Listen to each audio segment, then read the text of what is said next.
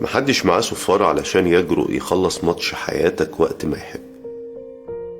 وصوت الإنذار السخيف اللي شبه تنبيه العربية عشان تربط حزام الأمان واللي عمال يرن جواك ويقولك الحق العمر جري، كلام فارغ.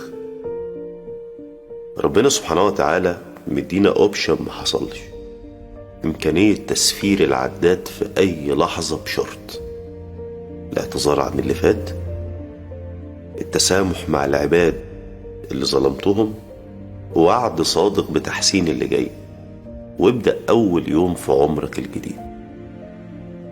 أنا عارف إن هي مش بالسهولة دي، ما هو مواقفك الحاسمة مع اللي فات واللي جاي، ما هي دي خناقة كبيرة وهتنتج قرارات وتغيير، يعني هتتعب حبتين وثلاثة واربعة، بس في النهاية الأوبشن نفسه متاح.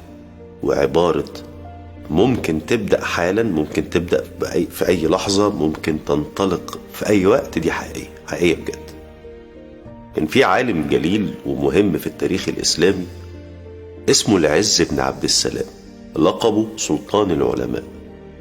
ساب أثر كبير مش في الكتابة، لا ده وحتى في الكتابة سمعته ومواقفه أكبر من كتبه، ولكن في الحركة والمواقف الحاسمة وتحركاته وأفعاله في الحياة، واقروا عنه هتتفتنوا بجد بقصته. بالمناسبة قصته دي اللي هتتفتنوا بيها دي بدأت، وركز معايا، من وهو عنده 50 سنة. مش وصلت الذروة وهو في 50، لا ده قبل 50 كان شخص عادي تاجر ملوش في طلب العلم، بس قرر وهو عنده 50 سنة انه يفتح صفحة جديدة ويشتغل على نفسه ويعمل طريق مختلف ويصطدم مع الخليفة في دمشق، لدرجة ان هو ما دعلوش على المنبر وانتقده.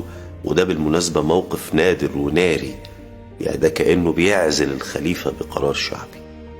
المهم الخليفة سجن وبهدله حبتين، وبعدين سابه يسافر على المحروسة على مصر، وجه مصر مع هجمة التتار عليها، وزي ما قلب الدنيا في الشام قلبها في مصر، وكان ليه دور مهم جدا في إشعال الحماسة وتوحيد الصف، واللي انتهى بالنصر. كمل العز بن عبد السلام حياته الحافلة المثيرة اللي فعلا تستاهل تقرأ عنها. بس نسيت أقول لك، وهو جاي على مصر مر على بلد اسمها الكرك، مدينة اسمها الكرك. المفروض ان هو خارج مطرود ومضطهد ومش لاقي له حتة، بس سمعته كعالم جليل شجاع كانت سابقاه. اهل الكرك استقبلوه بحفاوة، امير المدينة نفسها خرج يستقبله ويعرض عليه عرض: ابقى معنا يا امام وسنوليك القضاء وامامة المسجد ونعطيك هنديك امتيازات ما تتعدش. العز بن عبد السلام قال للأمير ده كلمة في عمق إدارة الأولويات وتقدير الذات الموضوعي ووضوح الهدف وثبات العزيمة. قال له: شكرا يا سيدي، غير أن بلدك هذه أصغر من علمي. بلدك أصغر من علمي؟